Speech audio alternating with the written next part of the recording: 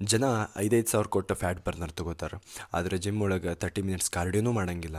Completely fat burner supplements ಮೇಲೆ depend ಆಗ್ಬಿಡ್ತಾರೆ. Fat burner ನೇಮ ಎಷ್ಟು ಡೇಂಜರ್ ಐತಲ್ಲ, ಜಸ್ಟ್ ತೊಗೊಂಡ್ಗುಟ್ಲೇನೆ ಎಲ್ಲ ಫ್ಯಾಟ್ ಲಾಸ್ ಆಗುತ್ತೆ ಅನ್ನೋ ರೇಂಜಿಗೆ. ನಿಜ ಹೇಳ್ಬೇಕಂದ್ರೆ ಭಾಳ ಜನಕ್ಕೆ ಫ್ಯಾಟ್ ಬರ್ನರ್ ಅಲ್ಲ ಡಿಸಿಪ್ಲಿನ್ದ ಜरूरत ಭಾಳ ಇರ್ತೈತಿ. ನಾವು ಅಷ್ಟೆಲ್ಲ ಕೊಟ್ಟು ತೊಗೊಳ್ಳೋ ಫ್ಯಾಟ್ ಬರ್ನರ್ ಒಳಗೆ ಆಲ್ಮೋಸ್ಟ್ ಕ್ಯಾಫೀನ್, ಅಪಿಟೈಟ್ ಸಪ್ರೆಸರ್, ಸ್ಟಿಮ್ಯುಲೆಂಟ್ಸ್ ಇರುತ್ತೆ.